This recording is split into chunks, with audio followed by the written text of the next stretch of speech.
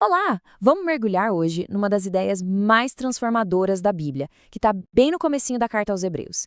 É a ideia de que Deus, depois de séculos e séculos falando em partes, por enigmas, de repente decidiu falar de uma forma totalmente nova, com uma clareza absurda.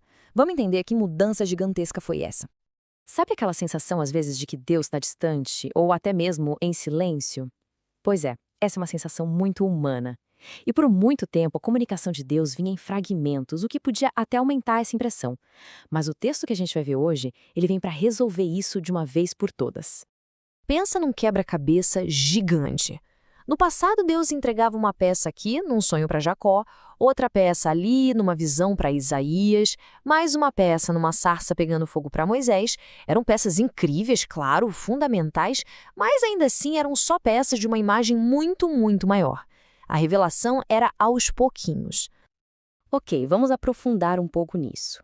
O autor de Hebreus começa de um jeito genial, criando um contraste muito forte entre o antigamente e o agora. Ele vai mostrar pra gente como tudo virou de cabeça para baixo. E aqui a coisa fica fascinante, porque no grego original, o autor usa duas palavras que soam até parecidas. Polomeros, que quer dizer em muitas partes, e polotropos, de muitas maneiras. Era assim, tudo em pedaços. Só que agora, ele diz, a revelação não vem mais em parte, ela vem em ruio, que literalmente é no Filho. É uma coisa só, completa. E essa é a virada de chave de tudo. Em ruio quer dizer que Jesus não é só mais um carteiro divino, ele é a própria carta. Deus não está mais mandando as pecinhas do quebra-cabeça, entende? Ele enviou a foto da caixa, a imagem completa. Se a gente quer saber o que Deus pensa, como ele age, é só olhar para o Filho. E para provar que essa revelação no Filho é final, é superior a tudo, o autor não economiza.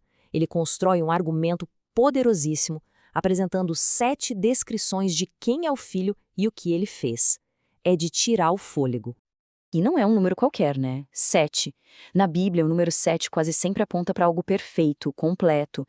É como se o autor dissesse, vou te dar um retrato completo, perfeito de quem é o Filho, e vocês vão entender por que ele é a palavra final de Deus. E aqui está a lista. É o chamado septenário da honra. Ele é o herdeiro de tudo, ou seja, o dono do futuro, o criador do universo, o resplendor da glória e a representação exata do ser de Deus, e a gente já vai parar nessas duas.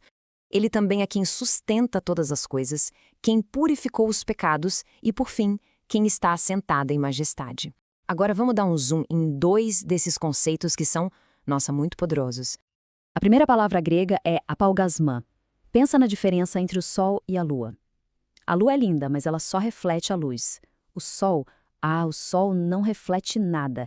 Ele é a fonte da luz. O autor está dizendo que o Filho não é um espelho da glória de Deus. Ele é a própria glória de Deus brilhando.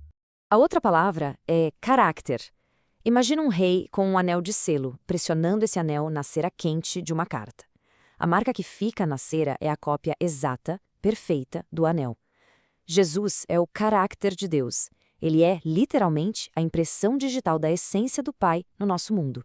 E o último ponto da lista fecha tudo com chave de ouro. Ele assentou-se. No antigo sistema, o sacerdote trabalhava no templo o dia inteiro, de pé.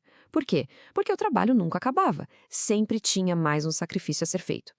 O fato de o filho se sentar é uma declaração bombástica. Significa, a missão foi cumprida, o trabalho está terminado, fim de papo.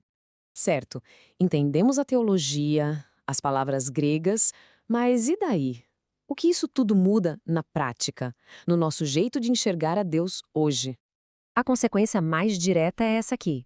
Acaba de vez com aquela ideia de um Deus Pai bravo, escondido nas sombras, que é diferente do Jesus amoroso dos evangelhos. Não.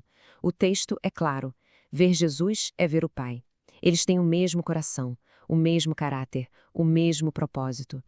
Isso quer dizer que cada gesto de Jesus é como uma janela aberta para o coração de Deus. Quando a gente vê Jesus acolhendo o pecador que todo mundo desprezava, isso é o coração do Pai. Quando a gente vê Jesus confrontando a hipocrisia dos religiosos, essa é a justiça do Pai. Jesus é Deus em ação.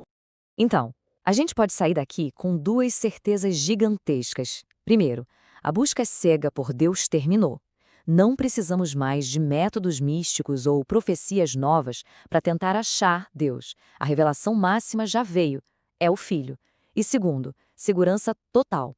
Se é Ele quem sustenta o universo inteiro pela palavra do seu poder, será que Ele não consegue sustentar os detalhes da nossa vida? Isso nos deixa com uma pergunta final para refletir. Se a própria estrutura do universo, dos átomos minúsculos às galáxias distantes, só se mantém porque a palavra dele está sustentando tudo neste exato segundo, que parte da nossa vida, que medo, que ansiedade poderia de verdade estar fora do controle dele?